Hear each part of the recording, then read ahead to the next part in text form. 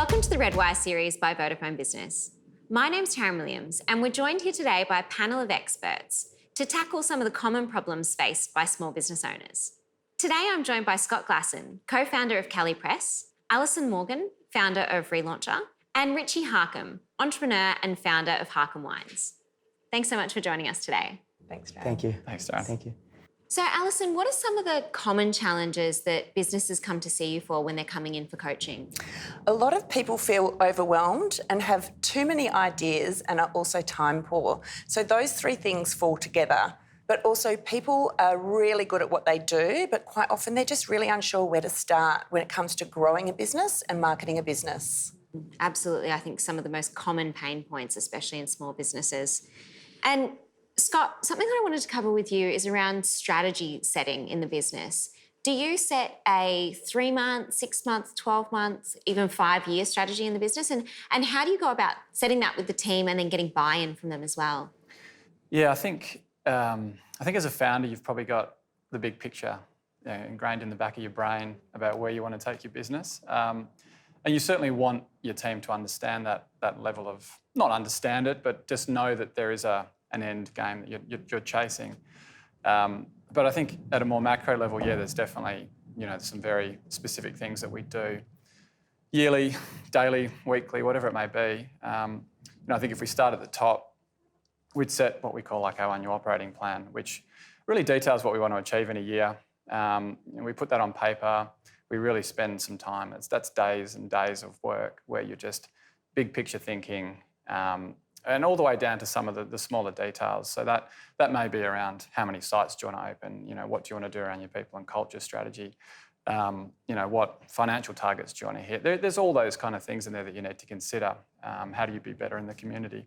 So, that's probably that, and you would revisit that. We'd probably revisit that in 6 months' time to see we're on track if we need to adjust. So that helps get everyone, on the journey. And a big thing, obviously, is setting people, aligning them and incentivising with our journey and our goals. And then I think if we take it down to a more, sort of short-term view, we weekly, our team is updating on where we're at, projects we've got in place, and we don't really call them tasks as such. I think it's more about the goals that we want to achieve each week, and it's a really positive way to frame things with our team, in that we don't come to work and work. We come to work to achieve goals and things. It's a great way to think about it. For a lot of small businesses, understanding the P&L and reading a balance sheet, it can be so overwhelming, especially for those that don't have formal bookkeeping training or accountancy experience. So how did you go about identifying what the key metrics were in your business that you needed to keep an eye on? And how did you set up a regular health check in the business to really understand how those were moving? Yeah, look, I think for anyone, look at your bank statement daily. Cash flow's king. If you've got money in the bank, at least you can start paying your bills. But you have to be pedantic about cash. There's no doubt about that. I mean, that is the number one reason why people fail, is that they run out of money. So you have to know where that's coming from and when that's going out.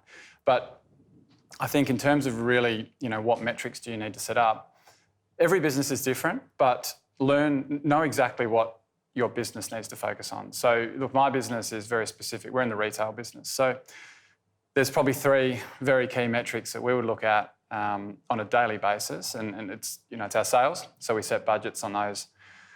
We set them annually, and then we re-look at them every week, and we see how we're trading against budget. Now, that's your first really important thing to say, well, yes, if we're hitting that, we've got number 1 right. Secondly, we look at our cost of goods sold. So again, we set that as a metric, and that's a product of obviously doing things right in the store. That's making products to the right measurements. That's not cooking too much. It's all those things, right? So that's our second big metric, and again, we look at that on a daily basis and report to the group weekly on that. And then thirdly, it's all about staff, so our labour. So we've set the metric for that. So everyone has slight differences. So I won't be specific about the exact numbers you need to go into, but we use a very clear dashboard, have that highlights negatives, highlights the positives, so that your team can make very, very clear decisions on the back of that. And I think once you're across that and you've got the right systems on a daily basis, you are really setting yourself up for success, and you can make daily decisions. And, if you don't have that and you leave it to, say, the end of the month, you're already halfway gone. And you can't be reactive enough to problems. I think that's so important, isn't it? Getting that daily heartbeat of the business and having the data in a digestible format that everyone in the business can access. That's right. In a timely fashion. Don't take too much, just get the right stuff. Just the right amount. Yeah. And Alison, in the businesses that you work with, do you recommend they focus on a particular North Star metric? Is there something that is critical to every business that they should be looking at, a key particular driver or KPI? I think everyone needs to be looking at their existing customers and looking at retention, because it's much cheaper for retention marketing than acquisition. And, you spend a long time acquiring these people. So it's like, well, where are people dropping off and how can we get them back in? So I always say to people that's something that they always need to look at, because that can also be an indicator as to, things that are potentially going wrong or things that you can fix up going forward. So always look inwards before you look outwards. And then when you look out in terms of like how are we going to generate sales, it's always business specific. So just working out for you, again, looking backwards and go, well, how did these people come to me? Was it referral? Was it word of mouth? Was it through social media? Like what's the pathway? What's the customer journey? That always then gives you the answer of where to focus your energy going forward. It's a really great advice. So many people forget to think about the existing customers that they already have that they could be selling more to or engaging in a better way. Yeah, I think quite often what happens is people think, well, they don't think deep enough, and then they'll think, oh, there's only one entry point to the business. But if you map out the customer journey, you realise there's so many different touch points. And when you identify that, you can then think about, well, what was the customer's mindset at that touch point? And then that's when you can go into segmentation marketing. So you're actually marketing to a far smaller market, but the communication is matched with the way that the customer is thinking. So you have a higher conversion rate. Much more targeted. Yeah. Do you find that? Definitely. Yeah. And for each of you, what are the absolute non-negotiables in a small business, do you think? Is there any sort of key fields of expertise or things that you think are absolutely fundamentally must be done to allow a business to grow and scale? I guess if we look at it, when we looked at our business, we sort of said, we've got customers, obviously, they're really, really important for us, but we've also got staff. And we have staff that interact with our customers every day. They are the brand. They are the people that are talking to our customers, presenting what we want to be presented. So we very early on highlighted that our staff are our key stakeholder in our business. And as a result of that, we put a people focus and a training focus and the experience focus into the business, which has hopefully allowed our customers to want to come back every day and enjoy what we do. So that was something that we found was extremely important for us. Really great idea. And Alison, what about for you? I think what we find is when businesses start up, they do all the things right. They get all their legals done, they find the right accountant, they do all that framework. And then often what happens is the business can experience growth and then they become so embedded in the business and it's so busy and they think, oh, everything will be fine. But in actual fact, we really need to stop and reassess the legals again, the structures and the processes, because I've seen a lot of people get into trouble unnecessarily because they haven't stopped just to revisit all those elements. So I just think that is such a huge element, is to stop when you experience that growth and reassess and make sure you've got that foundation right. Yeah, absolutely amazing advice. I think really important when you're growing a business in the beginning, you touched on this a little bit, but projected forward cash flows are key to a business.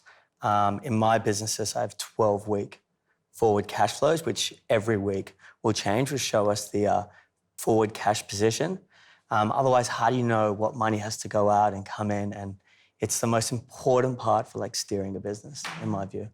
Definitely. So now let's talk about funding a startup. Obviously, it costs money to get started. How did you go about doing that, Scott? Did you self-fund the business? Did you seek external investment? Yeah, look, picking your business partners is a critical element of success because they're in with you on the journey. It's like becoming part of your family. So for our business, we essentially self-funded it through a partnership that we had between 5 friends. So that's the starting block at the initial stages, and then look, I think beyond that you can start looking at how your cash flow grows over time to actually use that to reinvest back into your business before considering other methods such as financing from a bank, which terms can be onerous, interest rates can be quite high, it can be a real burden on cash flow if you go down the wrong path. I think beyond that, there's some other great, sort of, I call them crowdfunding ways that you can actually use to get money. But I think more specifically, for our business, we went down the path of saying, well, we were missing some really specific expertise in our business, and call it the smart money. We went out and found that and brought a specific investor into our business who could help us scale and grow and give us the knowledge that we needed. And that was an amazing move for us. That allowed us to go from where we were at a point in time to the next level beyond and beyond again, which is where we're going now. So pick those partners right, because it'll make such a big difference to you. I absolutely agree with that. And looking for strategic investment is such a fantastic way to grow the business. You're not just looking for the capital or cash that they bring in, but actually their advice and their expertise or even ability to open doors. That's right, yeah. And there's a lot of people who sometimes are open to giving you money, but again, you have to be very, very careful about what comes with that money. So do your DD, have someone that's very wise in advising you on that next step forward, because it'll make or break you. Yeah, absolutely. I think it's amazing these days, just like you touched on it, but the crowdfunding campaigns, you can start a business with no money these days, which is an unbelievable thing. You just have to have a smart idea, get buy-in from people. There's so many great websites out there. I used it once in my charity to build a school, had people buying into it, and it was a tremendous way. You just have to be smart these days. So many new pieces of technology that have allowed us to unlock investment. But you can raise funds quite quickly on a lot of those platforms as well, because if you do it right and you get on the home page, you can have huge orders as well. So it's really about understanding your product and then getting really creative and presenting it to a wider audience. Also for each of you as well, is there any resources that you've found invaluable as you've grown your businesses and on your journey as being entrepreneurs? Any particular places that you go to find information or continue to upskill yourselves and continue to grow as individuals? Yeah, there's so many channels that we use, on a daily basis. You're always reading what's going on in the market. What are consumer trends? What do your customers want?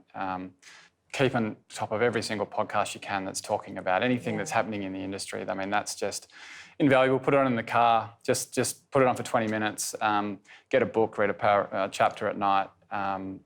Flick through get the apps on your phone that are relevant to your industry. There's so much out there, and you can put it at your fingertips, and you can spend, very quickly 10 minutes here and there just keeping yourself on top of things. And you'll find that you'll just get an idea every day. And you're like, yes, need to do that, need to do that, need to do that. I love those points. So in addition to that, I think attending industry events is key, because running a small business, you can often feel quite isolated.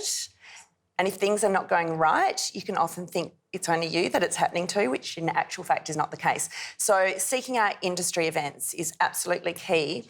And obviously, if you can't find something, then create it. So I have, over the past 10 years, always run a series of workshops and events to bring my community together, but it's more for them to share information and for them to connect as a community rather than serving a benefit to myself. And what I find these days works very well is I run a table talk in each state, which brings all the entrepreneurs together, and they can share information, because so much of it is about sharing information and recommendations and experiences. So I think seeking out communities like that is really important. I absolutely love what you said there as well, that there's always someone who's been through this problem before, and almost always in a group situation like that, you can find someone who can help you solve it. Absolutely. And you can always unwind bad situations. It's just about simplifying it and thinking out, well, what's my first step to just fixing this? Yeah, absolutely. I find for me, just to add to that, is what's really worked for me is mentors. There's someone who's walked the road before. To find someone who's been successful in what you want to do, because they'll help you. And success breeds success. Surround yourself with a successful group of people, which is great. What you said about podcasts and learning, I completely believe in. And one of the biggest things as well, which I put a lot of my time, which I think is such an important thing, is to focus these days. There is so much pulling us. There's emails, there's phones, there's people. It's one of the biggest things. Can you... Take time out. Yeah, can you focus? Absolutely. I think it's really important. Yeah, you can get very caught up in sitting at your desk, doing 100%. The hours, doing all these things, and you're just grinding. Meditation, also very important, like to separate yourselves. We don't get our ideas when we're thinking, we actually get them away. You know? Agree. Well, I think it's find that anchor that takes you back to something that allows your brain just to reset, and that's meditation is definitely great. Whatever, surfing, running, whatever people do, make sure you do it. Yeah. And do it as much as you need to. Well, that's another really topical thing at the moment, I think, is finding that work-life balance and how do we separate them or do we try to blend them? And Alison, do you have any advice? I know it's something that every small business owner struggles with in how do we find some sort of healthy work-life balance? Well, I think the key is to not think that you need to find balance, because to me, it's virtually impossible, and I think it's more about blending it. And when people set up their businesses, they generally do it because they're very passionate, so it doesn't feel like work. But at the same time, it can absolutely take over. So I think it's about integrating how you personally are going to balance the two and what works for you. But also, once you set that framework, you absolutely need to be flexible, because if you have a family as well, we know that stages change and we work in terms and things just move around. So if we become too rigid in this framework we set up, we can get annoyed, and quite often it's the family that we blame first.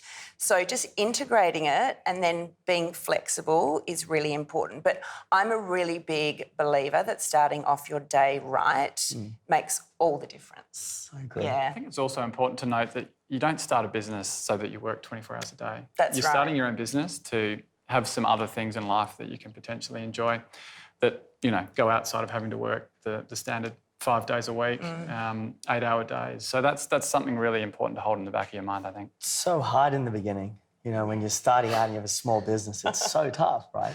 It is, yeah.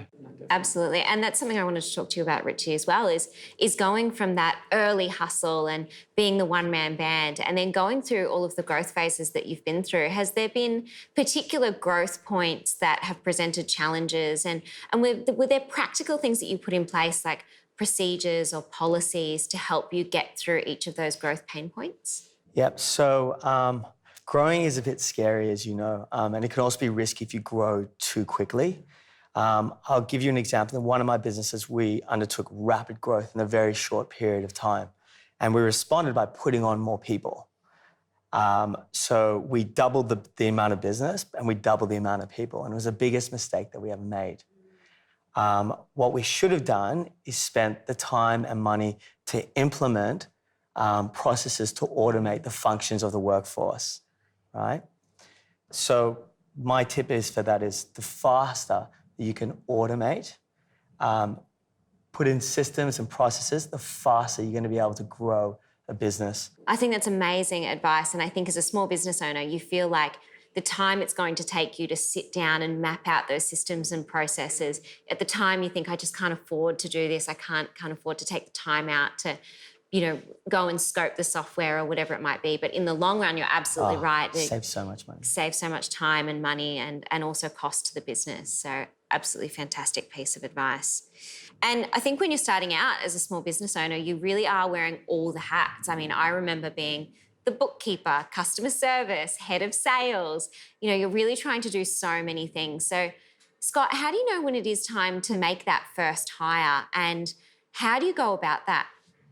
I think it really comes down to that decision you have to make to say, well, what does my business specifically need to take it to the next level, or to at least progress it, right? The journey is a long one, but I think, we had to hire a delivery driver at one point, right? It was, make juice till 12 a.m. at night and then, deliver at 5 a.m. in the morning, right? And it's just not sustainable. So it's really it's an individual business thing, and you just have to see where that pain point is before you make that call. But, I think the key point is don't be afraid to, invest in that next level of skill that you need to bring in, or task master that you need to bring in, because it will pay dividends. And often prevent you from being the bottleneck in the That's growth right. of the business. Exactly, yeah. You can be the bottleneck, and that's not a good thing. Definitely. The interesting thing in that point is quite often when you're making that first hire, you can't afford to make the first hire. And so it's really, really scary to go, should I just try to keep doing this myself a little bit more, or should I, bear the expense? Because sometimes in those cases when you have to hire, that expense is actually coming out of their pockets as well, and they're not even paying themselves. So it is a really tough call, and a lot of people actually are a little bit scared of making the wrong hire. Yeah, I actually think it comes down to your cash flow. Business is about cash flow, but if you don't have your product right, you can hire a salesperson. Even before that, you can hire a salesperson and you can sell so much of your product, but it's going to be flawed and it won't make it at the end. So it's about finding the right engineer or technologist. For me, it was a winemaker to get my product right, the wine right in the Hunter Valley. Richie, I think those first key hires can be so important, and getting them right for a business owner is so important. Happy employees make happy customers. So what sort of steps did you go through in identifying how to hire, and once you've made that decision of what that first skill is that you want to hire? Yeah, so I think you're spot on in what you said. Hiring staff is like a jigsaw puzzle. I think one of the biggest mistakes people make is when they hire a staff member and they don't fit in the team or the culture, they're too scared in the beginning, especially if it's a small business, to get rid of them. So true. From my belief is you have to get rid of them really quickly because it's toxic to your business, as you mentioned before. I also think, though, for me now when I hire, I look for certain personality types, even more than academic backgrounds or experiences. I love people which are positive-minded people. I'm a very positive person because they're not scared to take risks. They're not scared of failure. We all know that failure is more prominent to your success than anything else. You've got to fail to be successful. So, Alison, one of the things I think a lot of small business owners struggle with is understanding how to get new leads in the door, how to really market their business. So, do you have any advice on things like SEO, Google AdWords, social media strategies? I mean, it's such a confusing and convoluted world out there in this space. Oh, everyone feels the same. And I think also there is so much information out there that it's completely overwhelming. Plus, everyone has 1,000 ideas of things that they can do. So I always say to people, go back and look at your business and go, what has worked and what hasn't worked, and where am I getting the most traction? And the good thing is that you actually can market your business these days without spending a lot of money, which is perfect for small business. So SEO to me is a must because that's something you can easily do in the back end of your website. So depending on what platform you're on, generally there's a help section, and it will actually take you through step by step on how you can actually implement SEO in the back end of your website. So that's number one. Everyone should do that.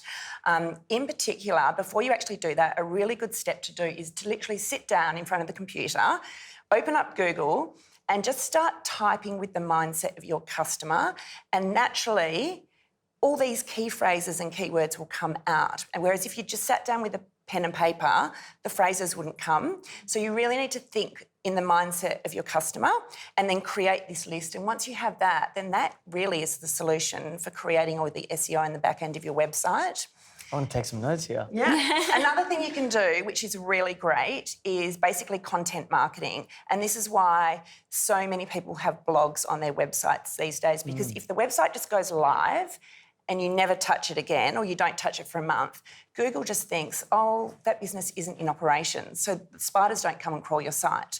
So if we're looking for online traffic, we need to be updating the website. So if you've got an online shop, that's fine because you would be updating products going in there. Otherwise, a blog is really great. And then rather than just writing general content, which a lot of people do, go back to your key phrases and keywords, and actually that becomes your title, and then that becomes your content. Because the whole point is, as a business owner, when someone goes onto the website and types in a question, we want to come up first.